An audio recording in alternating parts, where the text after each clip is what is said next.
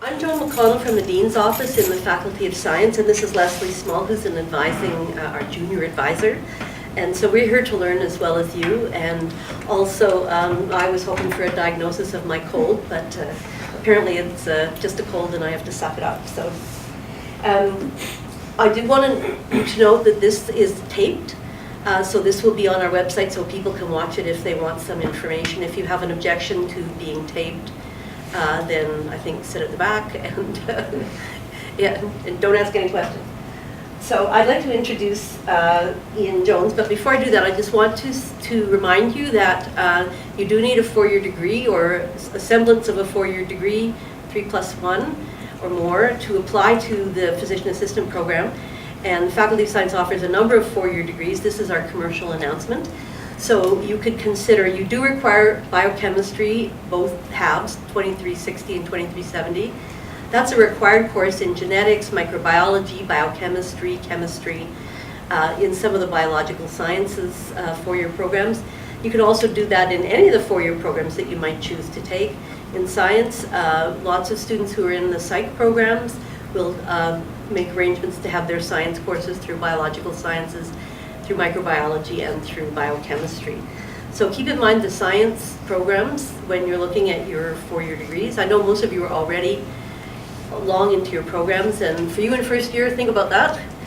I do want to also tell you that one of the components for admission, and Ian will talk about this, is the multiple mini interview. Career Services does offer a program in the MMI preparation, and that is available, information about that is available on the Career Services website, and we will probably be sending information about that as well. This is about the 5th or 6th year that we've had the physician assistant program here, and I'd like to welcome Ian Jones and tell you that he is a Canadian and American certified physician assistant, a former critical care paramedic with education and experience in public administration, clinical health services, and a Master of Physician Assistant Studies degree. He's been all over the place. He's been to Alberta, Washington, Alaska, and Manitoba, and his areas of care have been primary care, addictions, emergency medicine, and neurosurgery. He's the author of several peer-reviewed articles and sections of PA textbooks. He's past president of the Canadian Association of Physician Assistants, and he's current president of the Canadian PA Education Association. He has a Lifetime Achievement Award from the University of Washington's CAPA, PA of the Year in 2014, and a Distinguished Fellow of the American Academy of Physician Assistants. He's an assistant professor and the Masters of Physician Assistant Studies Program Director at the Max Rady College of Medicine at the U of M. So when you're looking for it online, you can look up Max Rady Medicine and the Faculty of Health Sciences, and then look up under the College of Medicine. Just go right to the address. Great. So welcome and thank you. Thank you very much. Before I get right into my own dog and pony show, I have the great privilege of having some of my wonderful students and recent graduates joining us. The path for this is that I stand up here and babble for about 20-30 minutes. I wake my students up, who then will tell you and answer all your real questions about what's really important to you. All right, so would you like to stand up and introduce yourself? We'll start with Justine. Hi, I'm Justine Bucko. I'm in my first year in the PA program at the U of M. Jennifer. I'm Jennifer Newman. I'm just right at the end of the PA program. I'll be finished in 7 weeks. And I'm Michelle Gregoire. I'm a recent grad and will be working in pediatric oncology in about 2 weeks. And I did your reference today. Oh, thank you. Yes, it was a good reference. Helpful. Yeah, should be able to keep your job. All right, my name is Ian Jones. I am being a PA now for over 20 years. Before that, I was a firefighter paramedic and did flight medicine and a few other things. My background, I started as a PA when there was maybe 2 PAs in civilian practice in Canada, and they were working as orderlies. And there was about 120 in the Canadian Armed Forces, but they weren't even called PAs then, and nobody knew about them. Right, so I journeyed off to the States. I learned what a PA actually was. I went up to Alaska. I had a good time, and then My wife told me to get her the hell out of there, and I returned to Manitoba, where I was actually born, here in Winnipeg. We have an email address, mpas@umanitoba.ca. We have a website, umanitoba.ca, physician assistant, all merged together. And I have a Twitter account. I tweet a lot. I'm a little bird when it comes to that sort of thing. So, and there's a whole lot of other Canadian PA information out there. So as we're going through, I got a little bit of a background as to where you were from. It's like what programs that you're in. I just want to tonight that I am a firm believer of treaties on both sides, truth and reconciliation. I'm working hard towards that. And our campuses are located on Treaty 1 land. So what is a PA? And how do I get to be one? And how do I spell it? Right. Okay. Can I just do a quick poll? Before you started university, how many people had heard about physician assistants? Okay. Since you started university, you've obviously have heard a little bit about PAs. Where did you hear it? In the newspaper? And career mentoring services and or bulletin boards? A few? How many of you have been treated by PA? Excellent. All right. So, this is the 50th year of physician assistants in North America. They started at Duke University in North Carolina. Started with 4, one got dropped out, left, and they graduated 3 this year, 50 years ago. So there are now about 120,000 in the United States. It's been a slow but steady growth. Now that you have PAs everywhere, they're recognized as primary health care providers. When I came back to Canada in 2005, I was the 5th, come on in, I was the 5th PA, licensed PA in the country. And we've kind of grown from there. Right now we're pushing about 750 members. Another 80 are writing their exam on Thursday, right? Woo-hoo! Okay. So, Canada needs PAs. Around the globe, physician assistants are being utilized as a valuable source of healthcare support. Now's the time for Canada to catch up. Expanding the number of PAs will boost the effectiveness and efficiency of our healthcare system, widening the scope and reach of care it provides. An essential addition to any medical team, PAs work as an extension of a supervising doctor to help serve more patients. They perform patient assessments and develop diagnoses supported by evidence-based medicine. PAs manage comprehensive treatment regimes, including a variety of surgical procedures. PAs are highly trained clinical professionals, utilizing the same medical model as physicians. Physician assistants reduce wait times, can increase early discharge rate by 16%, shorten length of hospital stays, reduce a doctor's workload, and enhance overall efficiency and cost effectiveness.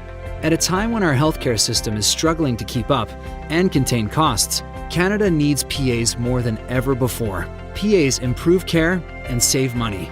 Learn more about physician assistants and how they can improve healthcare for all. Twitter account, or a hashtag, lots of information coming out. We have a national conference on Thursday, Friday, Saturday, and our PA days on the 27th. So a lot more information will be coming out there. But we also have a video on our own website at the University of Manitoba.ca physician assistant. Under the media tab, we have Manitoba physician assistants. It's 8 minutes, and it actually interviews physicians and PAs and students and talks about what our program is and what's going on. I would recommend you watch it if you want to know more about it. PAs are going to become, if they're not already, the next best thing in healthcare. The odds are that they're going to be your primary care provider soon. Our mission at the University of Manitoba, I think we train the best damn PAs in the entire country. Right, that's my mission. I want to turn out outstanding medical clinicians. I want to turn out leaders.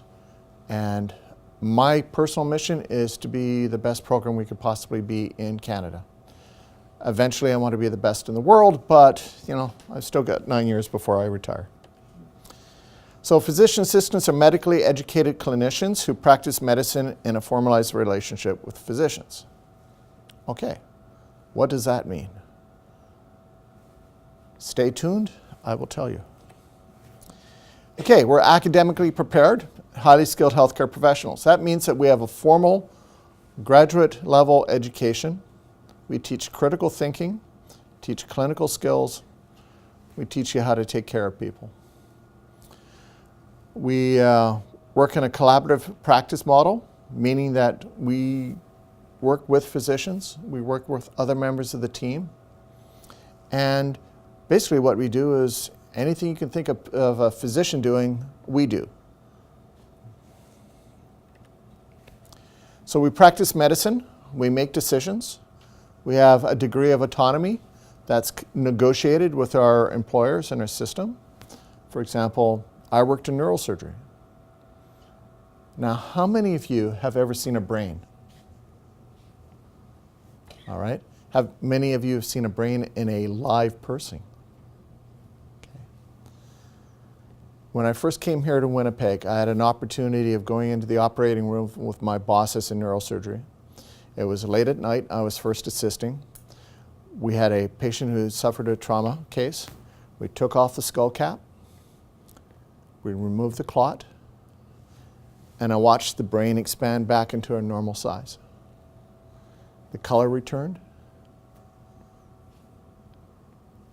Absolutely amazing experience. It's not something I could have imagined myself doing. We saved a life. We made a difference.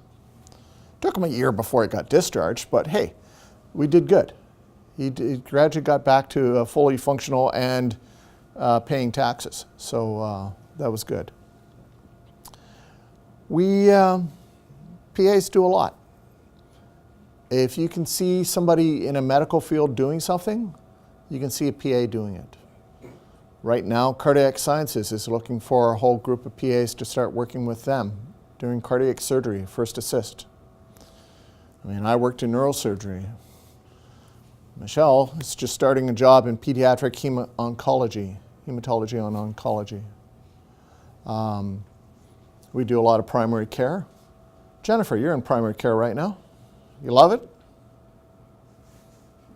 I do. Okay, good. Because we're on video and this is being taped, Right. having a verbal Use my response. Use your words. Yes, okay. So what we do is sometimes specialty dependent, but it's always in a team practice. We're trusted to make decisions regarding diagnosis. We do everything from the admissions, the discharges, the treatment plans. We basically support the physician, but most importantly, our job is to take care of the patient. In a busy medical healthcare system right now, or at all times, we find that there are a lot of demands on everybody's time. The PA role is to focus on the patient. Right? We're at the bedside, we're helping the orders, we're making sure that the nurses have what they need to do their jobs, and we're making sure that the doctors have the information they have to make their decisions. But if you need to sit down and explain to a family member and to the patient what's going on in the big system, that's our role. That's what we do, and we do it really well. So we can do that anywhere. We can do it remotely. Young Danica in the corner there is off in Brandon, the remote areas of Brandon. Then I have a friend who's basically this picture was taken when she was off in Afghanistan.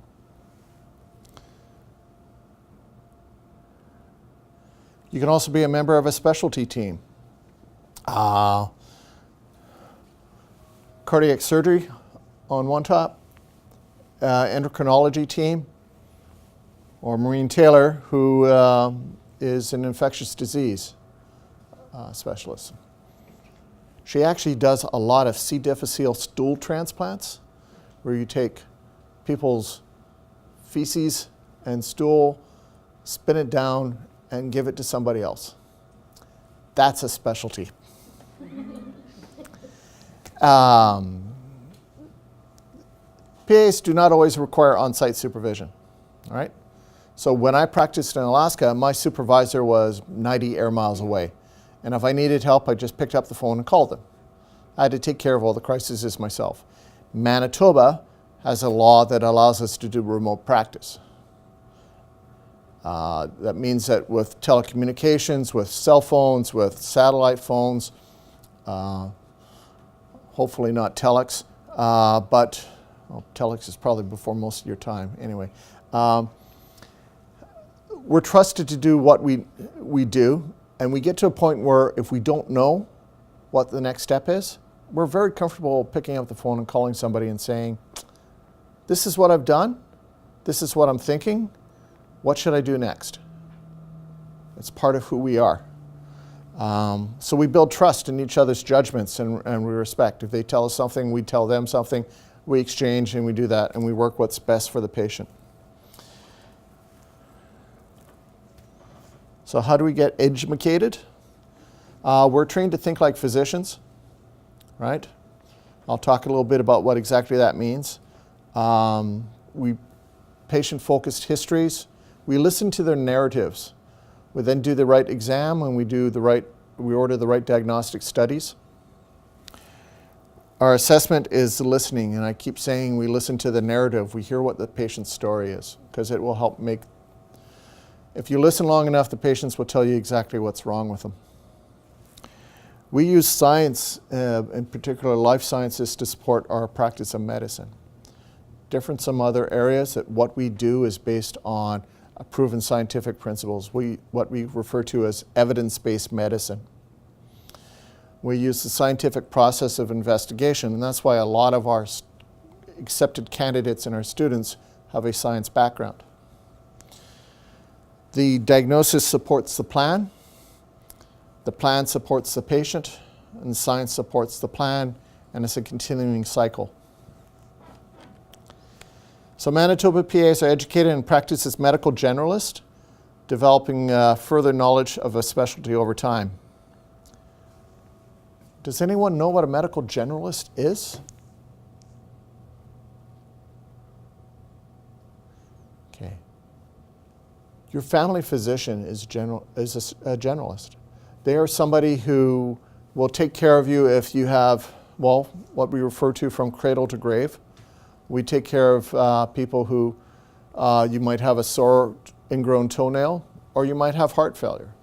You might have chronic ongoing migraines. You might have pneumonia, or you might have bronchitis, stomach problems. We generalists, we don't focus on just one system. Now, as a PA, we may work in a specialty area, like pediatric hemo-oncology. It's pretty specialized.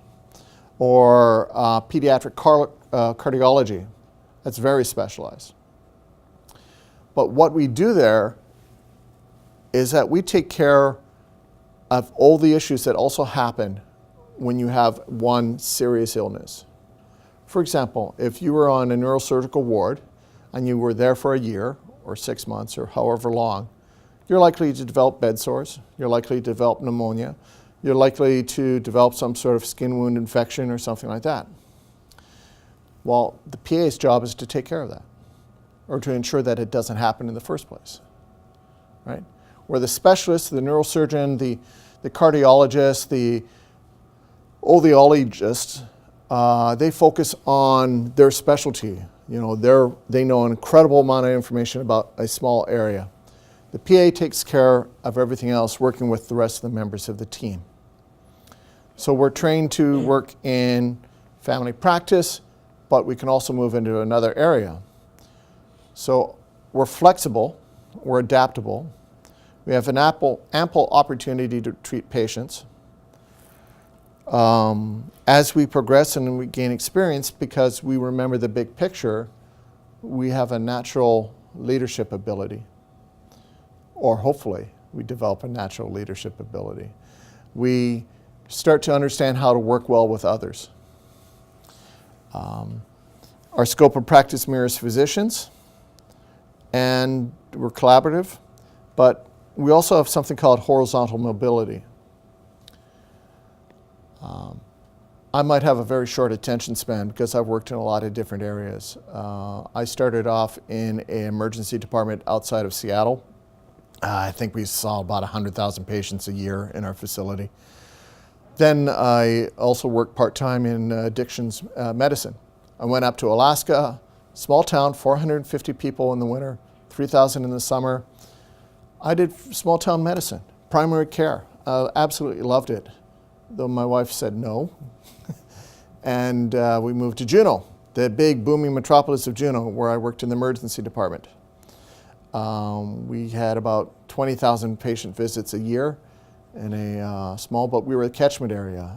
We would see everything from people who got mauled by bears to people who didn't have a family doctor to overdoses and hypothermia and a whole lot of things. So as an emergency room physician assistant, I was a generalist, a specialist in anything that came through the door. I had to learn.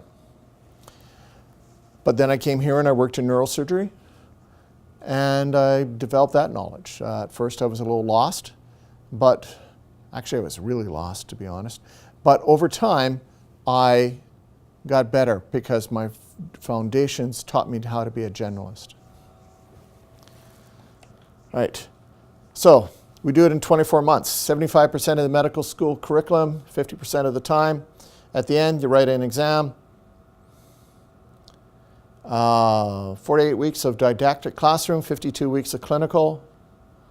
We use what we call a revised spiral curriculum. We start off with the sciences. So you need to have physiology. You need to have good understanding of organic chemistry and biochemistry, because without it, you suffer in the curriculum. Anatomy, and mainly we ensure you have biochemistry and anatomy, because if you can memorize those courses, you could probably memorize anything, right? And they give you a foundation to learn everything else we pour on you. We use the medicine and we build upon our core courses. Then we give you clinical experiences. And what we do in our program is we keep revisiting the material, we keep revisiting it, and we keep making it harder and harder.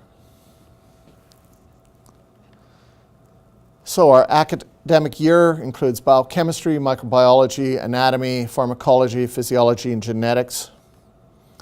Our medicine includes courses in pediatrics, emergency, surgery, obs-gynae, psychiatry, infectious disease, the focus on adult medicine. Throughout it, we emphasize professionalism, social determinants, bioethics, reflection, scholarly activity, because we're a graduate program. We turn out people who think. We want people to think for themselves. We want people to analyze situations. So all the stuff that you kind of learn in university, we just kind of bring it up to the front, the knowledge. 35 hours a week in class, minimal? You're kind of gringing. Is this an underestimate? No. Oh, yeah, way underestimated. Yeah, you're just having a reaction. Yeah, you're having a reaction. Yeah. Okay.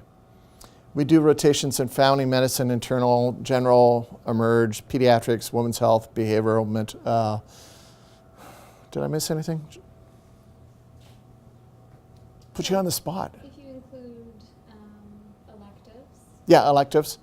Yeah, you can do electives in a lot of things.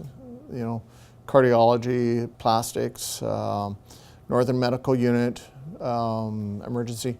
I'm even prepared to send somebody to jail to do correctional medicine. That's fascinating field of study, and you have a very captive audience. Boom, boom. Okay, so what do I need to be competitive when applying?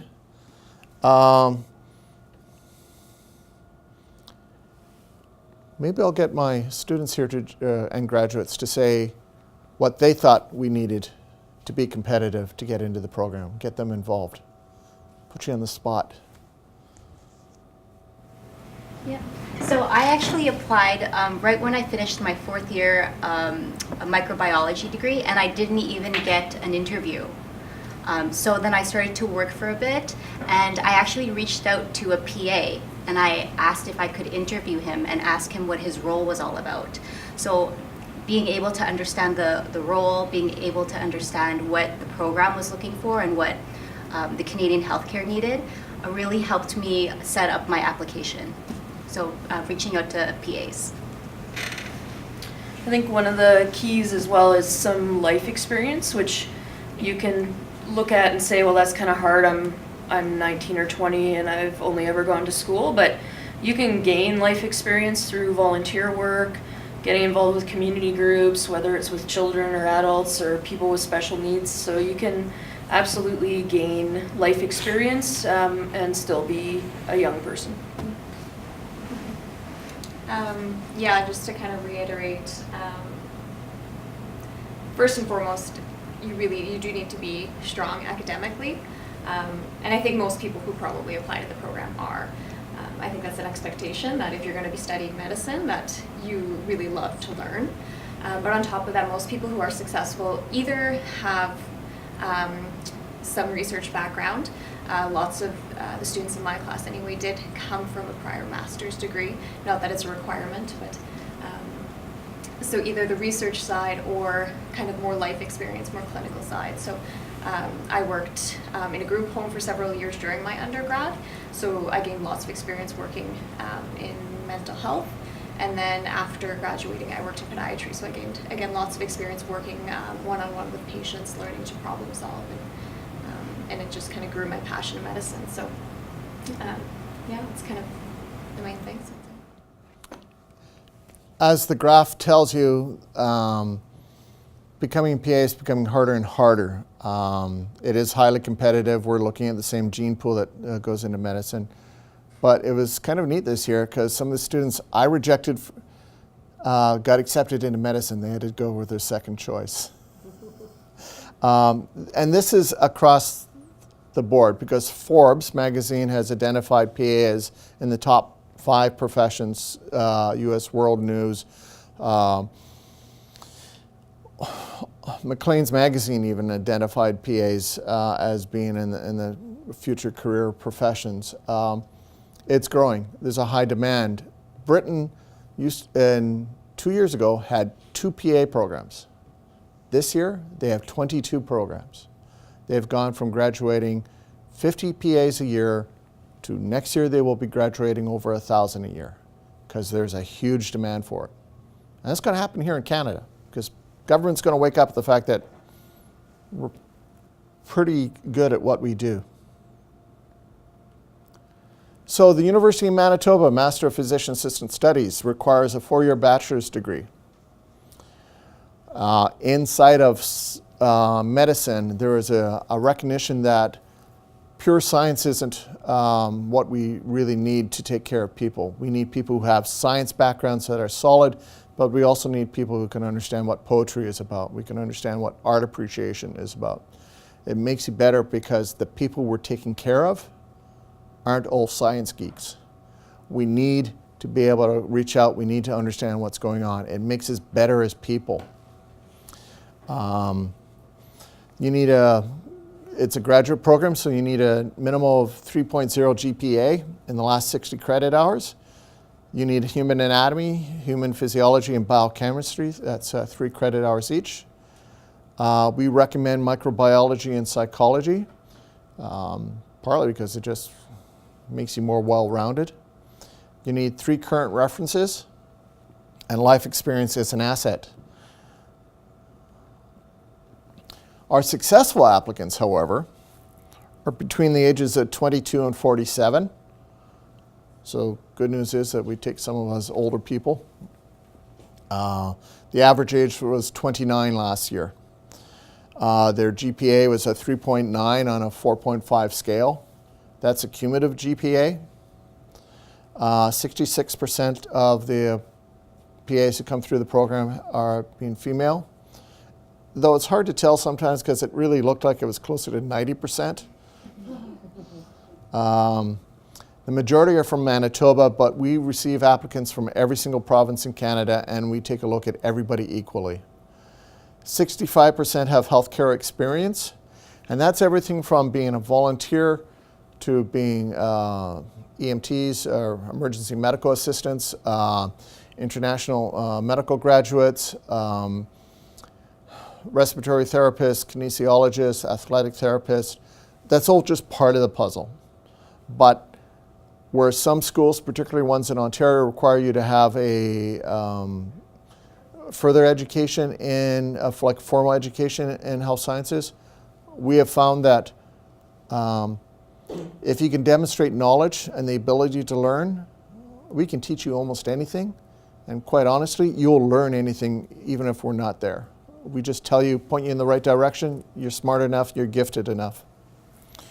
We look for people with international or global experience. What we mean by that is people who know that there's something outside of just the university hallways, right? We need people to know that there's a world out there, right? We like team sports players, and that's sometimes difficult, but we also like people who do research on teams. We like people who function well with others, you know. But it's not all inclusive. Like, you don't have to go out and start playing rugby if you want to get into the program. Maybe cricket, because I don't have too many cricket players. I like to put together a team. Okay.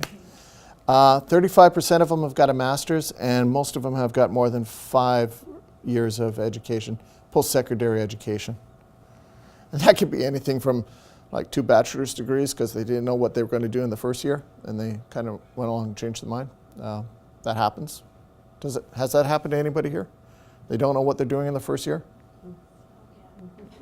Yeah. Pretty sure my daughter's working on her 4th major, 5th major, something like that. Yeah. Quite frankly, I think she'll be living with me forever, but we're not medical school rejects. We're a highly sought after career. It's desirable because it's less time in the classroom. We don't have to do a residency afterwards to start practicing. The economics are that you pay for 2 years of school, you're not paying for the 4 years of medicine and then another 4 years of lower income while you're doing your residency program. So there is some appeal, especially if you have children and you have a family. If you want to graduate and you start to want to work a work-life balance, it's highly attractive. Do you agree? Yeah. Yes? Thank you for saying that out loud. Yes. All right. You're in the program now. You could say anything you want. So, okay.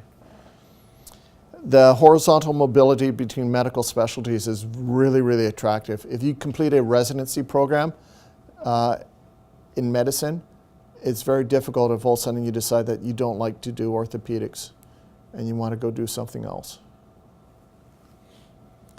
We're more clinical, and we're generally tend to be salary, and we're in high demand. There is a national exam to earn the certification, which means that you can work in any province that has PAs that allow them to work, which is Alberta, Ontario, New Brunswick, and Manitoba. Work is rewarding. Mobility, anywhere, anytime, because we also work shifts, straight days. Don't come into a PA profession thinking you're just going to work 8 to 4. Pay is good, but it tends to be expensive because you're not able to work during the 2 years. By the way, our tuition is like $16,500, something like that. The good news is if you went to the United States to become a PA, you'd be starting at around $38,000 a year, American dollars. So that's your tuition. And the programs are now 2.5 years because I don't know why. Books and equipment, travel. We expect you to be able to travel from different sites. We are working currently in 32 different specialties, 14 different communities in both urban and rural. And if you can think of a specialty, I could probably find you a PA who's working in it somewhere in North America. So, any questions of me? And I'm going to pace around because I want to make sure our AV guy stays awake. I've got to keep moving the camera around. So, questions? Yes? How many states in the United States recognize this program? The United States does not recognize the program because the Accreditation Review Commission for Physician Assistants does not recognize anything outside of their boundaries. And part of the problem is that if you start recognizing Canadians, then you have to start recognizing the British who don't teach surgery. You have to start recognizing the people from the Netherlands. You have to start recognizing the ones from Bulgaria, Romania, India, New Zealand, Australia. So it's Pandora's box. So yeah. Besides, I'm training PAs to work here in Canada. I don't care about the Americans anymore. They've lost me. They're dead to me forever. Okay. Yes, sir. My question is, I have a science background. Yes. And I phoned the school just to make an inquiry about physician assistant. And the lady said to me that I needed to have human anatomy, human physiology, at the same time biochemistry. Yeah. And I was just saying that where can I get that program done? Can I get it done here? Or I needed to go to another school to get that done before assistant? Those core courses are available both online and through the program here. There's Anatomy 1200, Physiology 14, something like that. 1410. 1410 and Yeah. 1412. Right. So all we're looking for is introductory 3-credit courses. And biochemistry you can do online. I don't know if the U of Manitoba offers an online course, but Athabasca, Thompson, Toronto, a few other courses offer an online course. And the reason why is that when the program first started, we took students in who did not have biochemistry but were international medical graduates, physicians in different countries, and for some reason they didn't have good knowledge of biochemistry. And they barely passed pharmacology and they barely passed pathophysiology. So we started taking a look at why, and the one common denominator is that they didn't have biochemistry. There's University of Texas did a study of 5,000 graduates and their performance on their national certification exam. You didn't need to have clinical experience, you needed to have good marks, and you needed to have biochemistry. And that was the only thing that would guarantee that you could get through the program. So that's why we insist on it on everybody. And by the way, we have 100%, I shouldn't say this, but yes, we have 100% pass rate on our national certification exam. We're the only program in Canada that does. Yeah. It's like, yeah, exactly. Do you accept students with a social sciences background? Like, Yeah. my background, I have a degree in psychology. It's not. Yeah. Yeah. Okay. Yeah. I mean, you've seen me perform up here. Psychology would probably be a benefit, right? Okay. The core, you have to have a 4-year degree and those 3 core courses. So, yes, we have people with psychology degrees. We also have had people come into the program with a theater arts degree. One person who was English, what did she actually have it in? Writing, I forget, but writing. She basically had a political science and writing degree. She kind of struggled at times, but she got through the program because she knew a lot of other things that were really valuable. So, yeah. Yeah. Yes, sir. I'm just wondering, like in medicine, after 4 years of a degree, there's a residency program. Now in PA, like if I want to go in neurosurgery, what happens after 2 years?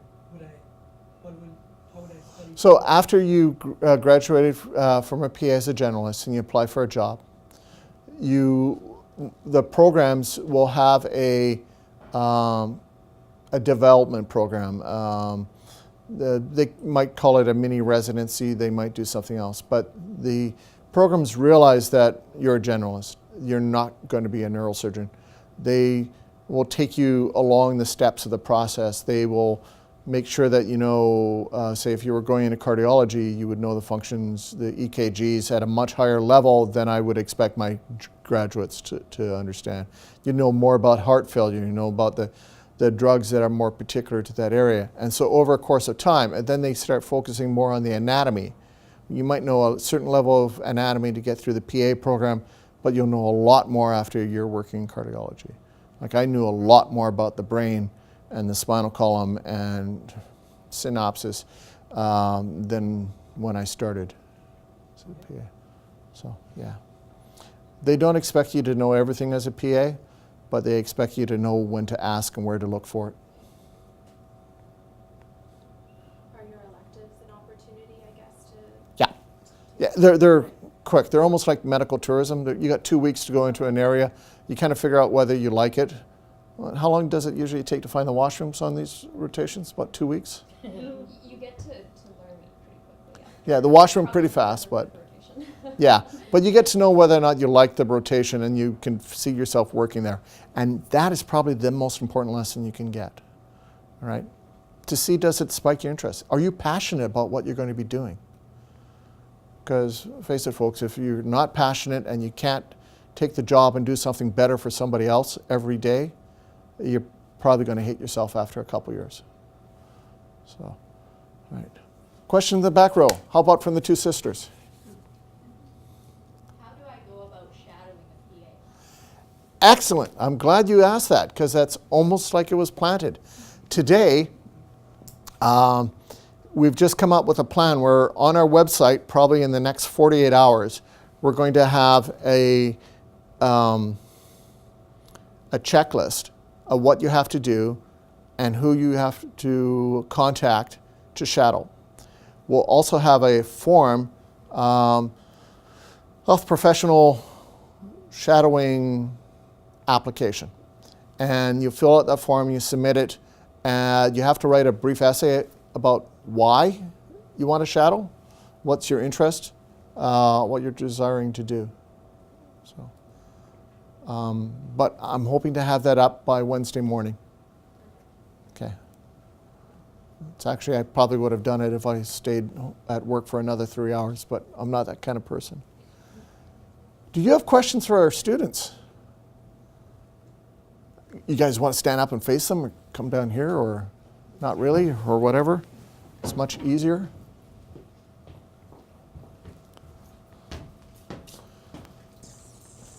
So Justine is basically been in the program for, what, 8 weeks? 8 weeks.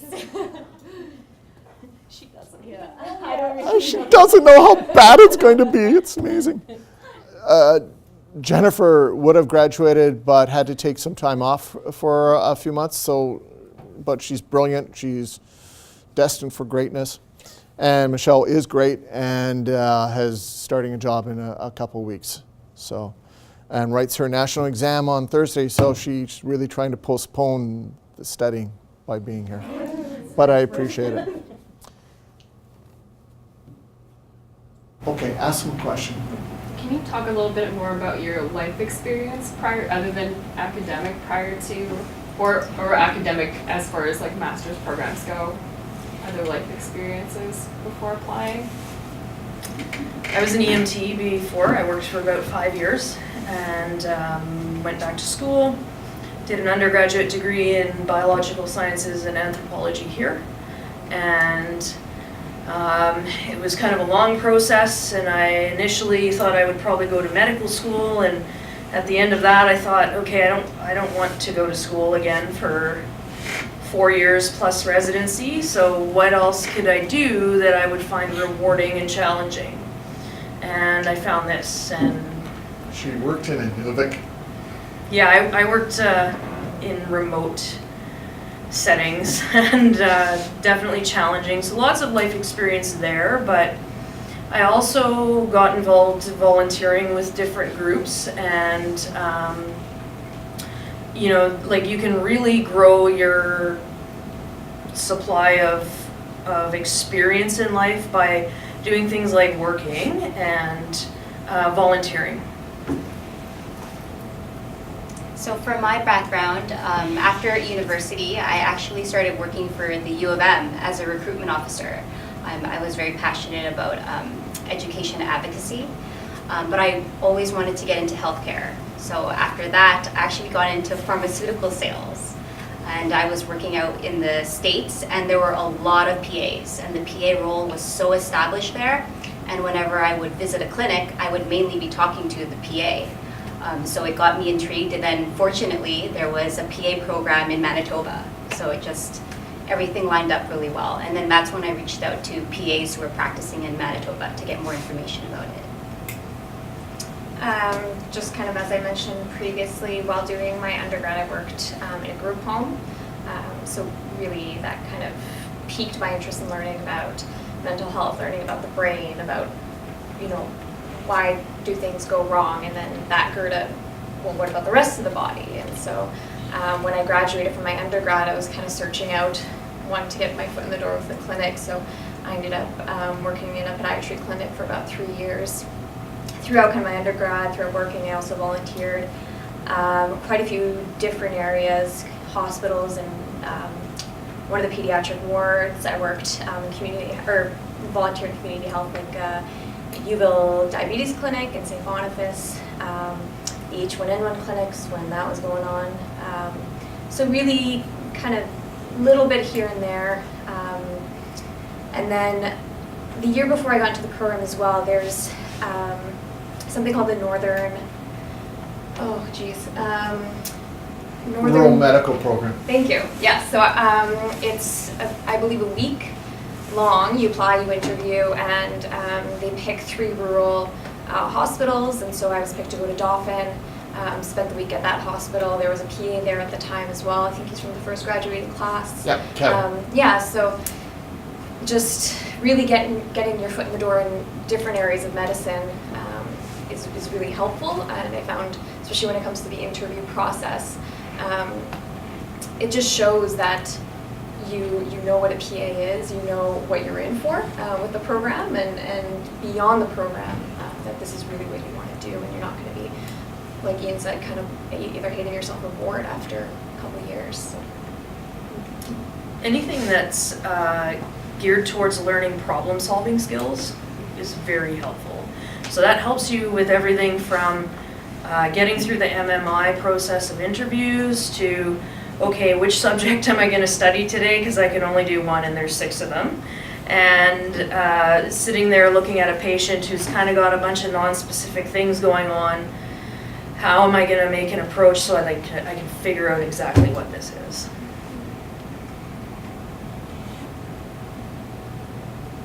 I also have another question about applicant pools. On the website there's applicant pools for Indigenous students and for rural students. Are there a lot of students accepted through those paths, or what's the purpose of? The applicant pool is designed to help us identify certain traits and demographics. If you come from a socially, economically challenged background, and it's interesting once you get to know our students and you begin to talk to them, you realize that a lot of them have overcome different hardships. So we've put these different applicant pools to get them to start explaining, because where it would be very easy to get the best and the brightest and the highest scores, we're actually interested in people who, well, maybe come from the other side of the tracks. We're looking for people who've got some different life experience. They don't know they have a life experience in it. For example, close to 16% of our students have had to live, take care of somebody in their home who's got a disability. 10% of our student population is LGBTQ asterisks. Manitoba has a 6% population, and we see that. We're looking for people who know what it's like if you're in a small town where you probably don't know what that bananas do not come with black dots. My kids were 15 years old before they realized that bananas did not come with black dots all the time, because we grew up in Alaska. Little things like that. I mean, may not mean much now. Yeah. Can you just elaborate a little bit? I am a rural student. Can you just elaborate on that a little bit more? Like what are I don't think I understand what the attributes are that you're looking for from those students. Just that they had to commute and move, and like that's the hardship. We're probably more forgiving of your first year of grades. Because if you go to a community or a school that doesn't have resources, and your first year you spent trying to figure out what's going on in the university and where the classes are and where to live and how to commute and by the bus and things like that, I'll give you a little bit of leeway if maybe you only had a 3.0 GPA in the first year or a 2.5, but then I'll start paying more attention the second year. I can't tell you if there's one little attribute I'm looking at, but I think it adds to your life experience. You can correct me if I'm wrong, but I think there's a lot of room for growth rurally for PAs in the province, and that can directly benefit people for access to healthcare. And I think if you come from a rural background, you understand the challenges associated with accessing healthcare, and you're possibly more open to looking at rural jobs and opportunities. But I'm not expecting people who come from rural communities to return to rural communities, because it's not the way it works. I mean, you grow up in a rural community, and it may be a reason why you left that rural community, and you like living in the city. I mean, you like going to theater and that. But when I'm trying to get to know you, it gives me something to ask you about. Yeah. It's just like if you're Indigenous, Aboriginal. We know there are people who celebrate their culture. It doesn't matter what their culture is, they really celebrate and accept it. Our program is really poor at the number of First Nations people we have in the program, because like I said, we're in the same competitive gene pool against medicine. So if you're coming in with a 4.3 GPA and you happen to be First Nations, and medicine gives you a $25,000 bursary on the day you get accepted, and my program, I'm basically giving you a handshake, I'm not really surprised. So, but it's a method that we're using to try and identify diversity in our student body. We're just paying attention to it. Okay. Question about GPA. Are you looking at the cumulative GPA, or is it the last 60 credit hours for admission? Or is it what you sort of look at the last 60 hours first and then you examine the whole thing? To get into graduate studies, you have to have a 3.0 in the last 60 credit hours. To be competitive, we're looking at everything you've done in your university career. If you have a bad first couple years and you're pulling in a 3.7, that means you've really worked your tail off in the last 2 years. And yeah, like I'm paying attention to that. It will cause me to stop and go into it and look at it again. So yeah, it's really hard when you got 15 to 18 applicants for every single position, and you're trying to figure out, well, your classmates, could you sit next to them? Do you like them? I suppose one of them's here. Yeah. Sorry. Yeah. I mean, you get really close. You get to know each other very well. Yeah. And it's important that you be able to mix and interact with each other. And I mean, you're not going to be everybody's best friend, but you have to be able to work together in a small group. Respect each other, definitely. Yeah.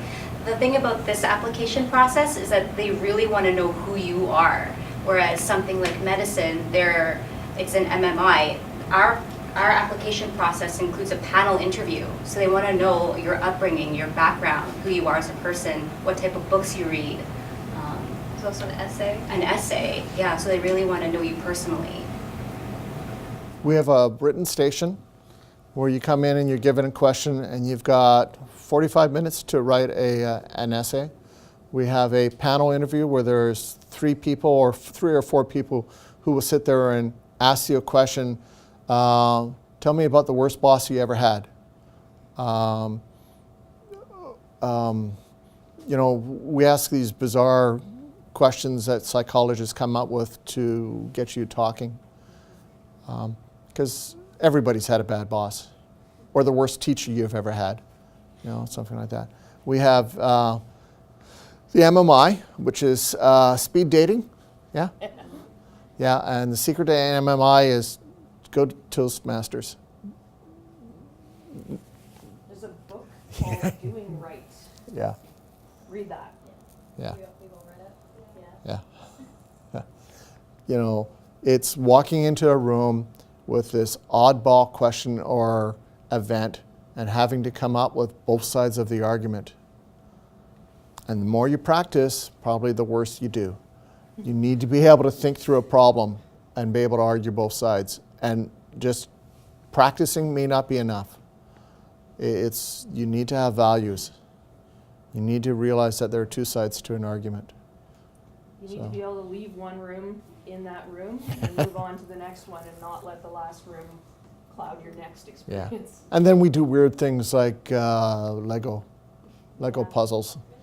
Put together this Lego puzzle while the person is blindfolded. Yeah. Yeah. We have fun. Then we watch it afterwards on video and laugh. So just to clarify, in the application process, this comes like after you've already been accepted with your, just like the first set, so like your GPA based on your experience and volunteering and all that stuff? Good question. So what is the process and what goes on? Our deadline has been pushed back to January 15th. All right. This gives everybody time to get those semester grades in, which November 30th, you're still writing exams and courses. So we pushed it back a little bit. Makes my life a bit more difficult, but that's fine. Everybody likes making my life difficult. There is the first part is following graduate studies, apply yourself rules and application process. If you can get through that form, you're likely going to be a good PA. Right. The next thing is we have an application statement as part of that, where you have to answer 4 questions that we have, and they're on our admissions bulletin. So you can go there and you can read it. And we just want you to be able to write an essay because communication is important. Then you have to get all your transcripts in, letters of reference. You've got to check all the right boxes to show that you've done all the work and that sort of thing. Then we take a look at it, and each application statement is read by at least 3, if not 4 people. They're all given scores. We rate and rank you. We use a matrix. Some people are strong in this area, strong in that area, weak in this, and back and forth. Then we invite how many people we can bring into the admissions day. We then do this whole day process, and we get to know you. It is competitive, and regretfully, well, last year I had 280 applicants, for 15 positions. It's like the Hunger Games. Yeah. What it felt like. I might not leave that panel.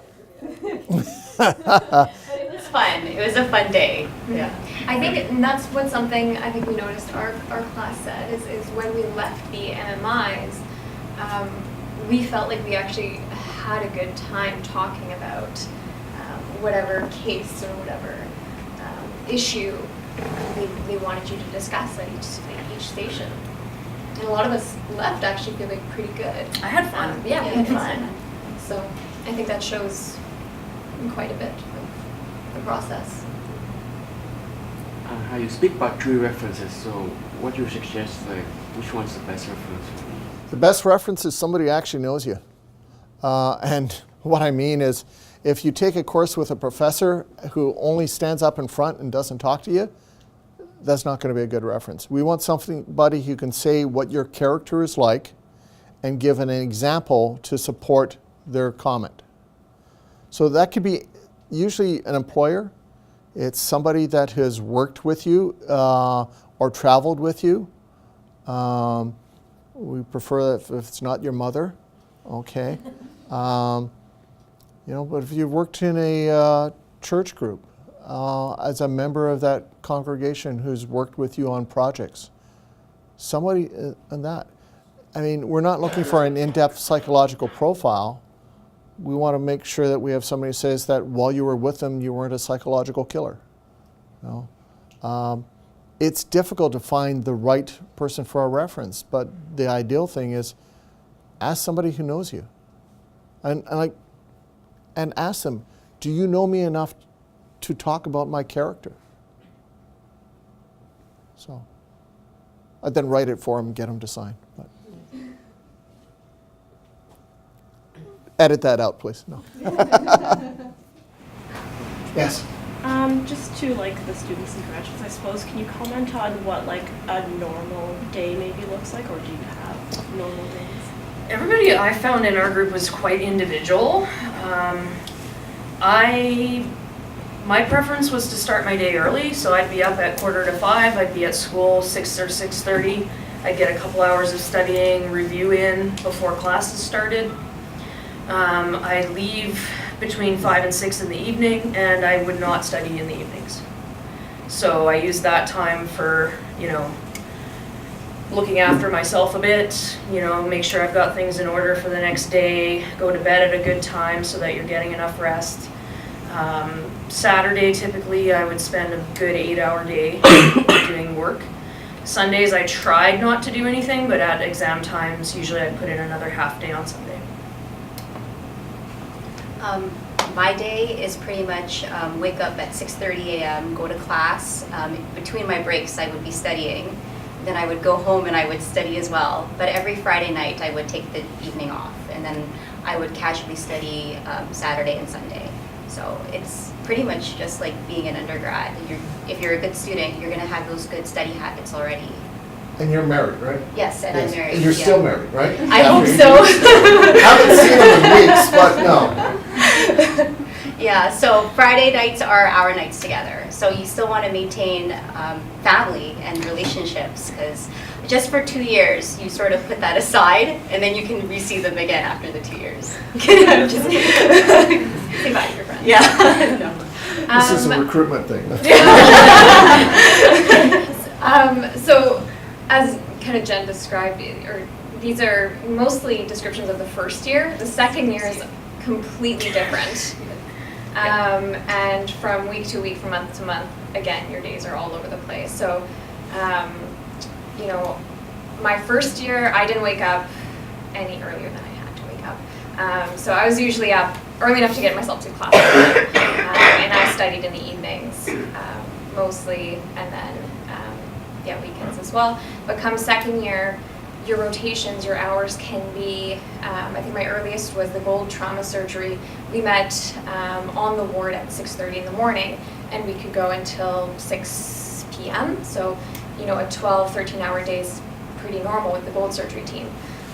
Whereas in family medicine, sometimes you can get more of a 8 to 4, 9 to 5. And then you do your pediatric surgery, and every 4 days you're on 24-hour call, which means you're actually at the hospital for probably 28 hours straight, and you're sleeping in the call room in your scrubs. So really come second year, you have to be flexible, you have to be ready for anything, and you have to be okay with, depending on the rotation, getting, you know, an hour of sleep, getting your butt into the OR, coming back, getting half an hour of sleep, getting into the, you know, emergency department for consults, and, you know, come 9 a.m., then you get to go home, but you have to be pretty Is it flexible. too early to ask you if you would do it again? Oh, I loved ped surgery.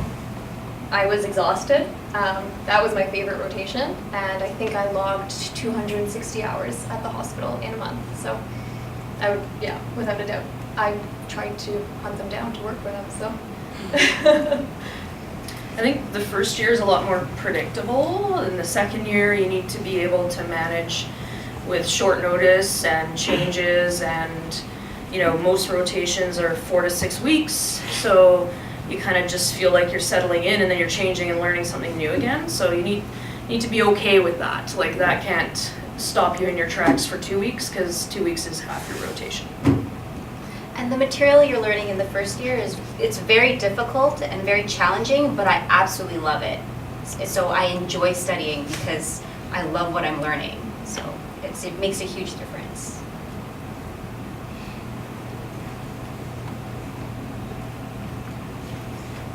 Other questions? Well, I want to really thank you very much for this opportunity. I would recommend that you read our admissions bulletin and go to our website. You can send questions. Did I put my email on the front side? Anyway, let's. You put MPAS out. I got MPAS, yeah. It will get to me, you know.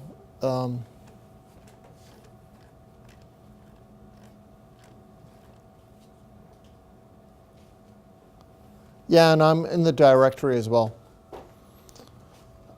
So like if you go to the 2 and you type in Ian Jones, you'll find me. I'm there. So.